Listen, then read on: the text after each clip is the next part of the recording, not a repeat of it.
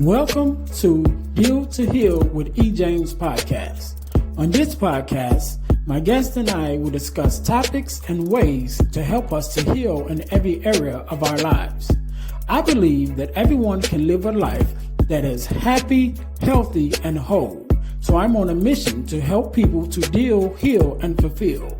Deal with your problem, heal from the pain, and fulfill your purpose. Thanks for tuning in. Let's get to it.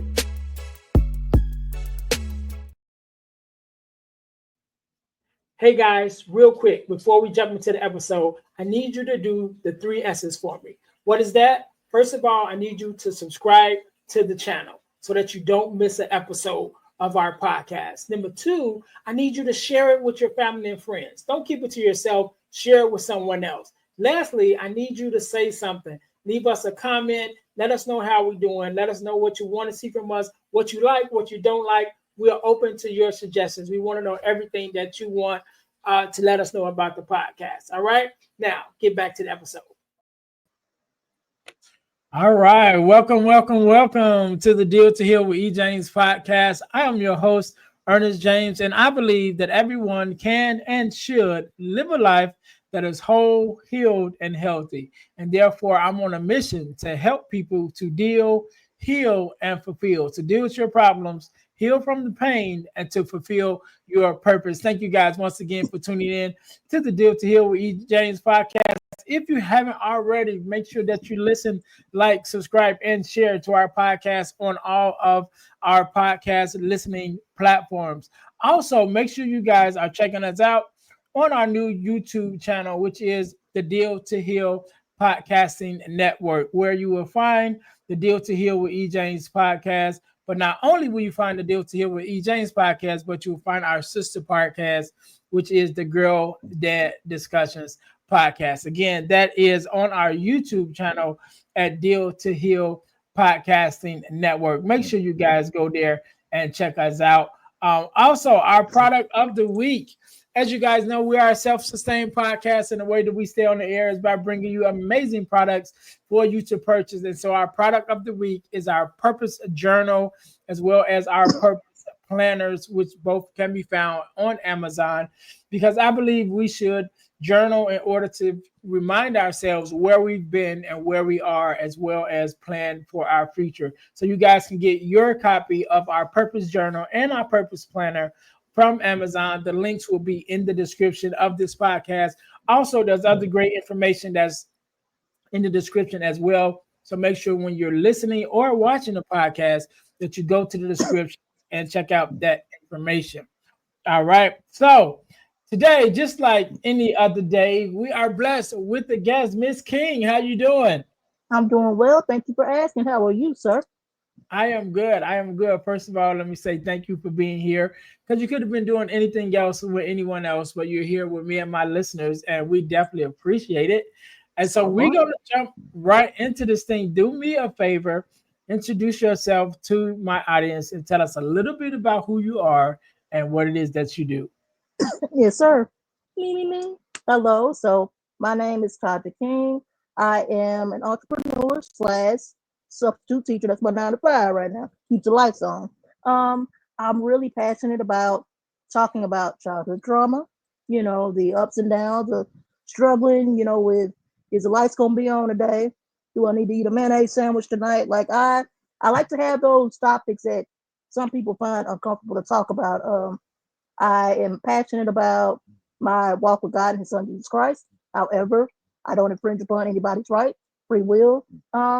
And I just want to be that light, iron sharpens iron. So that's what I'm about. All right. And so, first of all, I want to say thank you for being here today. And we're kind of going on a journey, because I know we want to get to your book and your memoirs and everything. But I know it started way before we got to that point, right? And so you mentioned childhood trauma. And definitely we have some, that's like, I believe that's the catalyst of most of the challenges that we face as adults comes from things that we dealt with as children.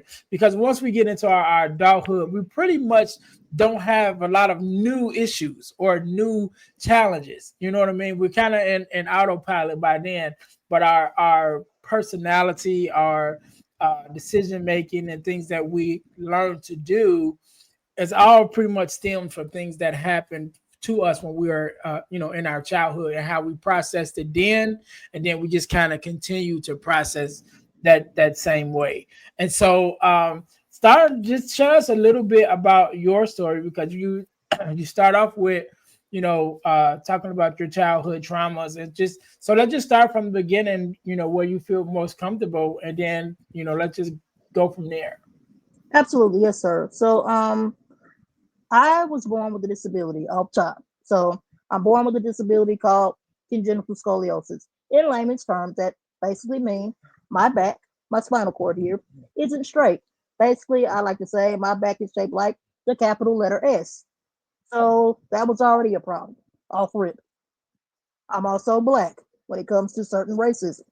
Just being honest. Um, I was born into a military family. My dad, was excuse me, in the Air Force. He served in the Air Force for a while. My father's side was, I believe, Pentecostal. My mom's side being Baptist. We were Baptist, not the typical black family. We listened to Nirvana, Dirty Vegas, Metallica. So it's like it was a lot dealing with that, being picked at about having scoliosis. Dealing with a grandmother that was toxic to my mother, witnessing the arguments with them, going to school the next day. I'm replaying the argument in my head when I'm supposed to be focusing on, the Mhm. Pythagorean theorem, or how to diagram a sentence. Couldn't focus on that because I'm constantly replaying, what happened in last night's argument. So that basically is how my childhood was. I struggled in school because of that. I'm in the front row because I'm height challenged. So, clearly I'm looking at the teacher, but nothing is really processing. Because why? I'm sitting here thinking about last night. Did my grandmother really try to fight my mama? Did the cops really pull up?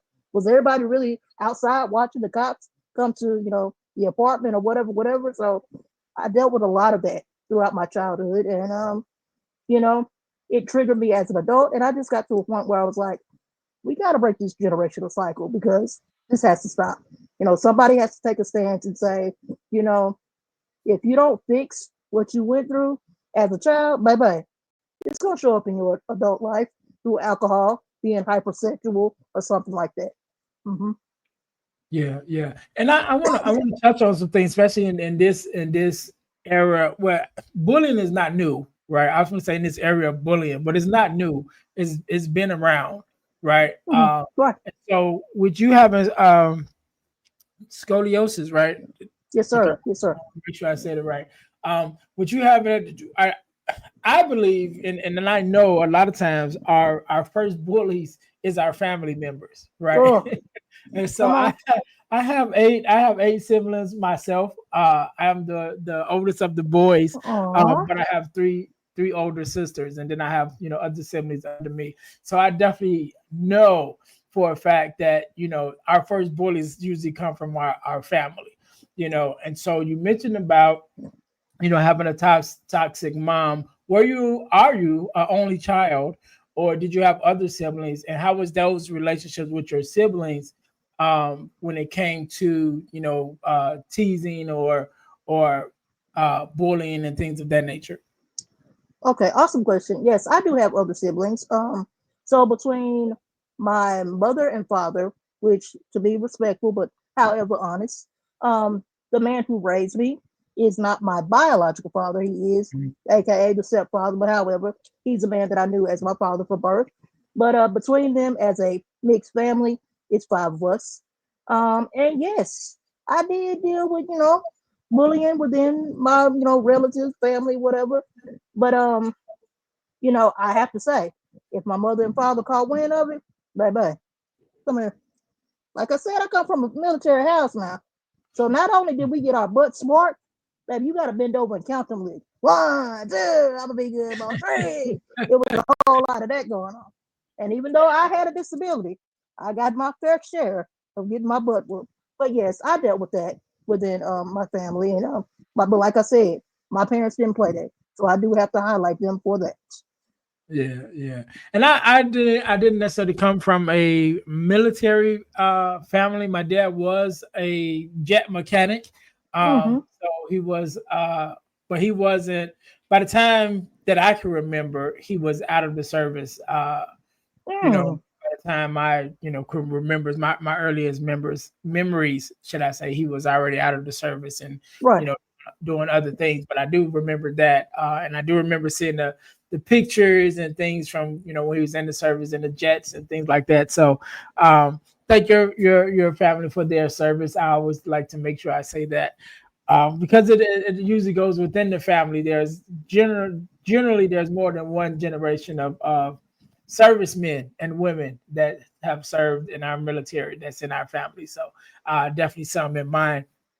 And so even as so you mentioned coming up, definitely having your parents, which I think is uh a major thing for your parents to know that your parents had your back. You know what I'm saying? Like whenever whether it was, you know, from your siblings or from other people, despite whatever dysfunctions that they may have had, as far as the family traumas and the dysfunction within the family, but they still had your back when it came to protecting you. And a lot of times we don't always have that. Like I said, my family, I didn't, well, we did deal with some traumas, some homelessness and things of that nature that we dealt with as a family as a whole. Um but as far as outside people, we didn't really have to deal too much with outside forces in our family. Definitely in school there was some bullying coming up. But it's funny that a lot of people that we grew up with thought we were better off than we were. Mm, They thought our family was like, you know, not the Huxtables, because we definitely wasn't that far ahead. But they all thought we were better off than we were. It was like, wow, that's crazy, because like I said, we dealt with some homelessness and some things, as a family. But other people didn't necessarily see that.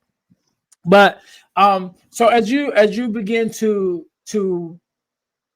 grow, and even in your career, you mentioned that you are a substitute teacher and things of that nature. How challenging was it, even like, because I'm sure you had to go to college and things of that nature? What has been some of your challenges that you've had to overcome just to get to where you are now? okay, so specifically, I sub the babies, which is primary. That's kinder through second grade. Mm, And like, not to put my business out there, but I'm only 4'6". So imagine talking to a student first grade and we looking eye to eye. That's all I'm saying. I don't know what they're giving these babies nowadays, but it's like, look, why are we eye to eye? I'm eye to eye with a 6 year old now. Come on, man. So like, I have to break the ice. I get it. I'm born with a disability, and it's not every day that a lot of these babies are around somebody walking around with a back that's leaning this way or that way. You know what I'm saying? So I have to make sure I'm silly and goofy and very open to just being on their little level, because I don't want the fact that I'm born with a disability to scare these babies. I had a little girl, if I'm quite honest, yesterday when I was at work, to be respectful, she had made a joke about me, like, oh, little teacher. And it's like I had to pull it to the side. It's like, I understand that you may not have meant harm by what you said, but that's not something that you say to an adult. What's your name? I shook her little hand, told her my name, and then safe walking feet. She went on about a little business and went on to lunch. I just try to make, sure that I make sure the kids are relaxed around me. Because as a person born with a disability, I understand that there are certain people born disabled that are very rude and smart mouthed. Yes, mm, I said it. And it's like, wait a minute now. I understand having a disability is quite the challenge, but you have to be understanding to little kids, not seeing it every day. And imagine adults constantly staring at you. It's one thing for a child to do it, but a grown man, a woman, it's like, okay, that was past 5 seconds, bro. You gonna ask me, the question, or you gonna keep staring at, you know? But when it's the babies, I can deal with it. So I just try to make sure that the babies are very comfortable being around me. And it thus far, thanks to God, it has worked. Yeah, yeah. And you mentioned about, some people that has disabilities, and I think it's probably in some cases sort of a defense mechanism, that they are smart and they already have like an edge to them because they're probably used to being bullied or made fun of in some way. So they already come with those defenses up. Um, Mm-hmm. Definitely myself having been uh doing home health care for people with different abilities for Mm-hmm. over 10 years, Yes, sir. and working in uh, the centers where we come together, and do workshops and things with them all. I do Mm-hmm. understand that, and Yes, sir. in previous generations, people with disabilities are were a lot of time like hidden, for lack of a better term. The families would send them, okay, let me send them to this school, this special school, or this Right. this place, and things of that nature. So even now, which as open as it is, and more talked about, and more, more in the our regular day to day, for some, it's still not, they're still not used to seeing, people with different disabilities. And when they Mm-hmm. do see them, they don't know how to react or interact with them, or those that are, again, on the negative side, that, going to get into the bullying and things of that nature. So by me, working in the field, again, with people with different disabilities for over 10 years, I have seen my share of it, and work with different people to be able to understand, like, okay, yeah, they do have the defense mechanism already. Like, you know what I mean? I don't know how you gonna react to me, so I'm gonna come at you first. You know what I'm saying? Like, I'm gonna give you the attitude first because I don't know what attitude you're gonna bring to me. And then, like Yes, you sir. said, it's and I will always tell people that just because people may have a different ability, that doesn't mean that they're not people, right? Come Because on. I worked with some people who were nonverbal, and it's like, Yes. just because they can't tell you how they feel, or they can't say, how they feel, they can show you. They still have personality. They still have, all the other things, that same emotions and things of that nature that you have, to be Mm-hmm. able to express themselves in a different way. So you can be able to tell, okay, he likes this. Oh, well, he don't like that. Or he like this person, but he don't like that person. You know Come what on. I mean? He Come might on. not be able to say it, but he will show you. So so I am very aware of that, and wanted to touch on that. One of the things you mentioned in the beginning of our conversation, you mentioned about your faith, right? I grew up. I'm a PK. For those that don't know, that's a preacher Mm. kid, pastor kid. So definitely grew up in the church. Uh, I guess we would say with Pentecostal, more so Pentecostal upbringing. So, how important to you has your faith been, um, you know, to help you get to where you are now, and even looking back on, just your experiences in church and your faith growing up, how much of a part did that play, and were there any challenges, in the faith area, coming up, that may have caused some traumas as well? Yes, sir. Great question. So, um, I wasn't raised up going to church on the regular. I can't say that. What I can say though is my parents did not play about, don't you bite that burger without saying your prayer. You're not gonna pray. You better put that French fry down. Like they didn't play about that. You go to bed. Did you say your prayer? Like they didn't play about things like that. So, there will be no blaspheming in my parents' house. Mhm. My parents did talk about how, sin such as, hey, you should get married before you know, start smushing, consummate, I mean, because it's a sin, we talked about all of those things. So it was very important. My faith in God is my foundation. I'm born with a disability. I beat the odds on many of things that the doctors say that, wow, it's amazing that, you're not walking with a cane or this, that, and the third. And, I'm not tripping because I said God did it, like greater is he that is within me than he that is within the world. So, you know, disability, being asthmatic, sleep apnea, so on and so forth. I know that the reason why I'm able to get through this thing called life is because of my Lord and Savior. Absolutely, I had a hard time, with my walk with God because I'm like, God, especially around my preteen years. Okay, Mm, when boy meets girl and the girls start liking the boys and all of that. And I'm like, man, am I gonna be stuck in a training bra all my life, Lord? Like all the other girls beating me, like at least an A cup, I'm still in a training bra. Like why did my back have to look like this? Why can't the dude on the star of the football team? Why can't he like me? And because I don't discriminate, why can't Cody, the star baseball player, like me? You know, it's just I dealt with so much, and I did find myself at times getting angry with God, wondering the reason why. It's like, why did you make me this way? But as I got older and stronger in my walk with God, it's like, think about it. Automatically, people are going to look at you instantaneously because of the way that I look. Imagine somebody looking at you and you having a positive attitude.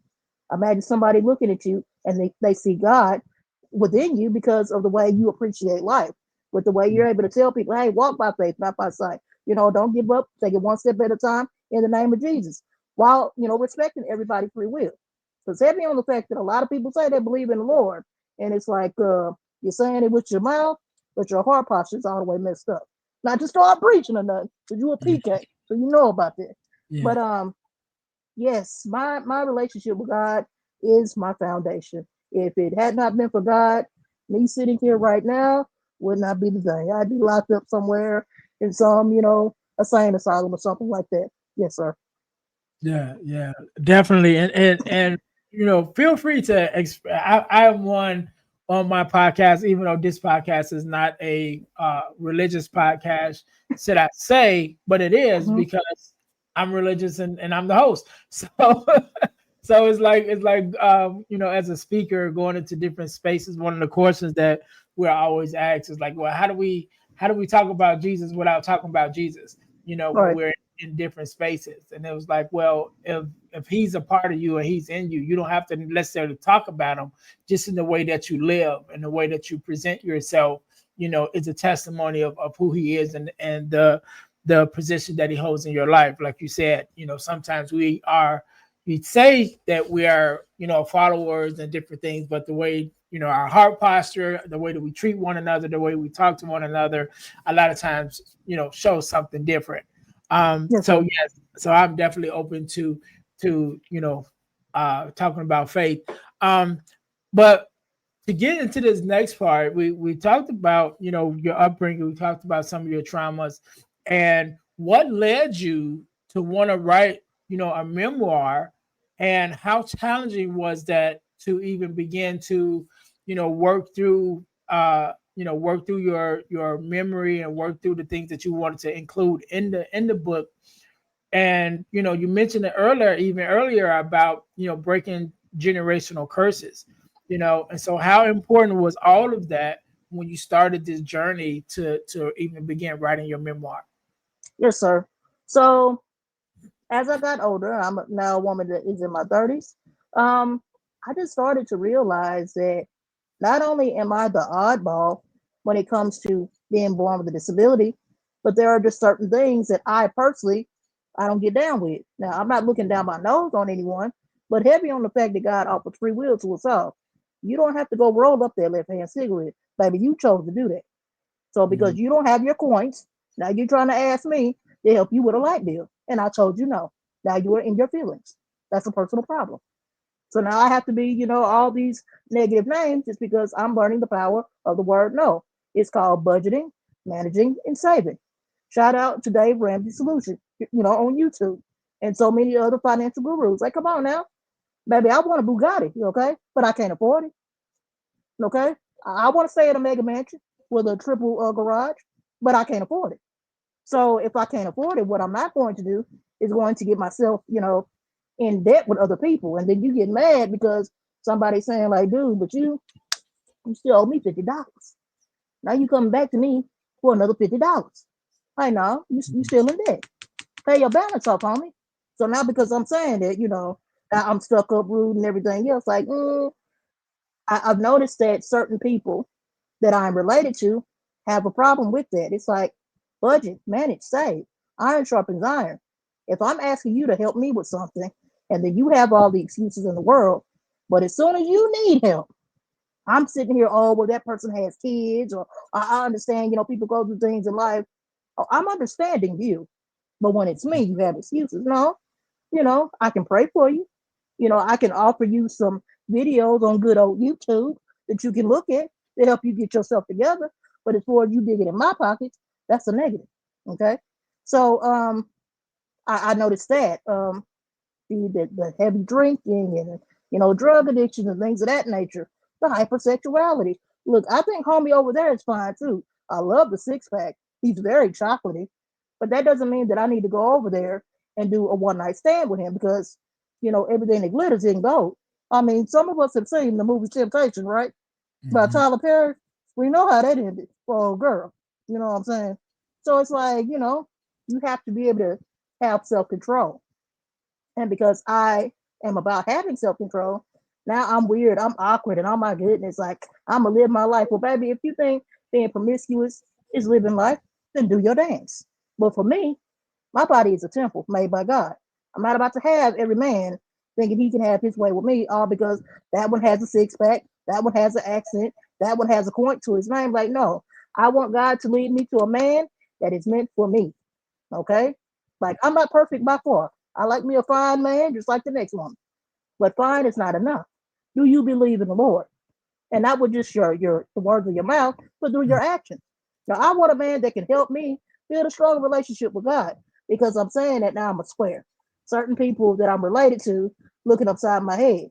Okay, but we know about your history and the things that you went through. Not that I have the need to out anybody because that wouldn't be me being, a lover and a person who believes in God. But you know what you went through in your life. Why would you want me to go through the same thing? So I just had to start getting real about that. And because of me doing that, that has caused some friction. But that's life. Yeah, yeah. And like I even we even started this conversation with realizing or pointing out that a lot of times our families are our first bullies, and our families a lot of times are our worst critics or sometimes best cheerleaders.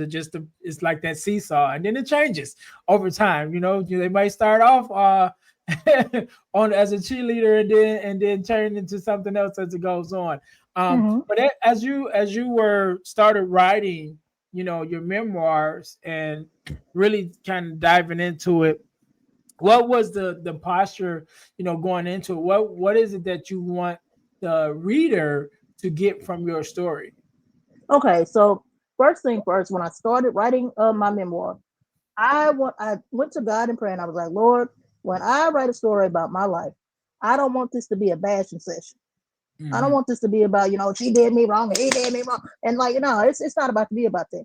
How can I say that I believe in God, but now I'm sitting up here having a roasting session on people that I may not get along with. We may not be spiritual family, but I am still related to said person. So I Hmm. just wanted to tell my story in a way, again, iron sharpens iron. Somebody has been through the same things I've been through. And because I'm very outspoken, I don't mind sitting down talking to a person about, hey, I know how it feels to walk in the house after school. You in the middle of doing homework, and all of a sudden, doom, the freaking lights go off. Now you're doing homework in Harry Potter candlelight because why? The lights are off. I know how it feels to be able to, you want to go take a shower or a bath, but hey, the water's turned off. So you're praying that it rains because so you can catch water, buckets of water or whatever, so you can be able to boil the water to take a bath. You know, I know how that feels. I know how it feels to be able to, hey, we don't have nothing to eat. Got this bread right here, got this mayonnaise right here. So I'm about to hook me up, a 5-star mayonnaise sandwich. Like a lot of people can relate. And I just want people to be able to be comfortable with talking about certain things that they went through in life because life be life for everybody. From the Hmm. penthouse to the trap house to the church house. We all go through it. So if I can help people, anybody, to be able to say, hey, it's okay for me to talk about my life and what God has helped me to get through, or even if you don't believe in God, then I feel like I've done something that makes God happy. All right, all right. I love it. I love it. Miss King, I definitely appreciate you being on. And I want you to leave us with a word of advice, a word of inspiration, that however you feel, right? And then also leave us with your social media information, where we can find you, where we can reach you, even where we can find the book. And I'll give you a couple seconds to think about that. To my listeners, thank you guys once again for tuning in to the Deal to Heal with E. James podcast. Make sure that you guys are checking us out on our company website, should I say, the dealhealfulfill.org. Again, that's dealhealfulfill.org, where you can find out a lot of information of what we're having going on. We will be doing an overhaul of the website soon. It definitely needs it. But in the meantime, you can still go there to dealhealfulfill.org to find out more about what we do and what we have going on. Also, make sure you guys are checking out my new website, which is my speaker's website, which is ernestjamesspeakslife.com, and find out more information about me as a speaker or workshop facilitator. And also, you can on that website you can book me to come out to speak at your school or organization to your students. So again, that's Ernest James Speaks Life.com. Make sure you guys are following us there. Ebooks by ejames.com is my ebooks, is where my ebooks are. I have several ebooks that's available, including the Core Four, which is the four core values that every daughter should get from her father.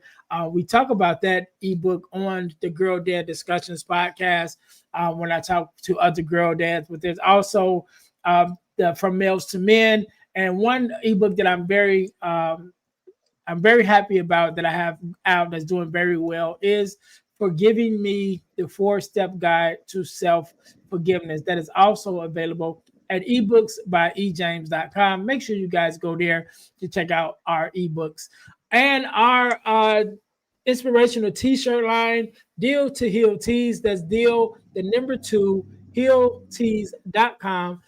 Put some inspiration in your situation. Wear an inspirational tee and be inspired all day. That is our tagline.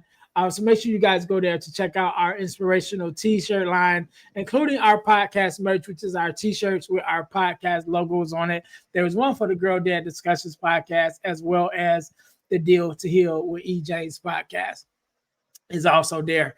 And last but not least, over the last couple of years, I've been blessed to be a part of an organization called the Forgiveness Mission. And what we do, we have free virtual workshops every, actually bi-monthly. And we talk about everything surrounding forgiveness, forgiveness of self, forgiveness of others, forgiveness and health and wellness, how it affects your body. Unforgiveness affects your body, and also forgiveness of the world, because we believe that forgiveness is a virtue that we've kind of gotten away from. But if we are able to find our ways back to it and strengthen our forgiveness with one another and our relationships with one another, it definitely would make our world a better place. So you guys can sign up for our next virtual workshop, free virtual workshop at forgivenessmission.com, or you can go to Eventbrite and look up forgiveness workshop sponsored by the Forgiveness Mission. It is absolutely free, but the information is priceless. So make sure you guys go again to forgivenessmission.com in order to sign up for our next free virtual workshop. Miss King, once again, I want to say thank you so very much for being on. Thank you for being my guest and sharing your story and your expertise. I want you to have the last word, so the floor is yours. Yes, sir. So my social medias for the time being right now is just through Facebook and Instagram. I go under my business, which is Empower Potential. That is my page. Empower Potential Official is my IG, and also my Thread. If you don't know about Thread, you need to tune in. It's also my Facebook as well. And my personal Facebook, which is linked to my page, is Taja King. So that's my business handle, my pages so far. My website is under construction, so I understand that. Um, my book, which is My Life, a Work in Progress, which is my memoir, is available on Amazon. And my word of advice for everybody would be 2 Corinthians 5:7. Walk by faith, not by sight. It is so easy for us as people to physically look at what's going on in this thing called life. And you don't see the other side. God can see further ahead than we could ever see. So when he's telling you to be still, baby, you might want to be still. Heavy on free will. So that's my word. Walk by faith, not by sight. 2 Corinthians 5:7. All right. And we can't end it no better than that. To my listeners, thank you guys once again for tuning in to the Deal to Heal with E. James podcast, where our mission is to help you to deal, heal, and fulfill, to deal with your problems, to heal from the pain, and to fulfill your purpose. Thank you guys for tuning in. Until next time, you guys be blessed. Thanks for listening to the Deal to Heal with E. James podcast. Remember to listen, like, subscribe, and share. This episode has been brought to you by Deal to Heal Teas. Put some inspiration in your situation. Wear an inspirational tea and be inspired all day. Let's go to dealtohealteas.myshopify.com. Remember, our mission is to help you to deal, heal, and fulfill. Deal with your problem, heal from the pain, and fulfill your purpose. Thanks for listening.